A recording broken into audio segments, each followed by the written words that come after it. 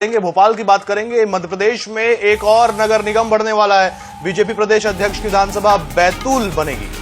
तो देखिए, बैतूल अब नगर निगम बनेगी। 26 पंचायतें होंगी सीमा में शामिल। तो कलेक्टर ने डेटा जुटा लिया है। प्रक्रिया में 6 माह का समय लगेगा।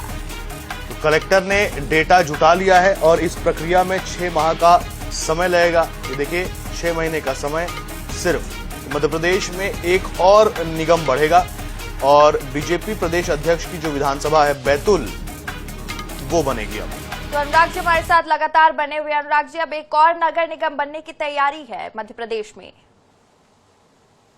देखिए, निश्चित रूप से अगर हम बैतूल के संदर्भ में माना जाए तो ये मध्य प्रदेश के भौगोलिक, औद्योगिक और अगर राजनीतिक मानचित्र की सबसे महत्वपूर्ण क्षेत्रों में से एक है। और बैतूल की कई सारी विशेषताएं, सबसे ज्यादा नदियां बैतूल से निकलती हैं। इसके अलावा अगर हम बैतूल के संदर्भ में बात करें तो एक बड़ा माइनिंग एरिया है, इंडस्ट्रियल एरिया है। इसी समय इसको सिलिकॉन वैली के संदर्भ में भी माना जाता था। कई सारे बड़े और रेयर मिनरल्स जो हैं इस क्षेत्र में होते हैं। बैतूल की कनेक्टिविटी के लिहाज से भी बहुत महत्वपूर्ण हो जाता है। जो चारों तरफ के महानगर है, खासतौर पर हम देखेंगे जबलपुर, इंदौर, भोपाल और महाराष्ट्र के नागपुर के बिल्कुल ठीक बीच में पड़ता है। और यही कारण है कि क्योंकि बीजेपी प्रदेश अध्यक्ष हेमंत खंडेलवाल का विधानसभा क्षेत्र भी है, अब सरकार इसको नगर निगम बनाने की तरफ आगे बढ़ रही है।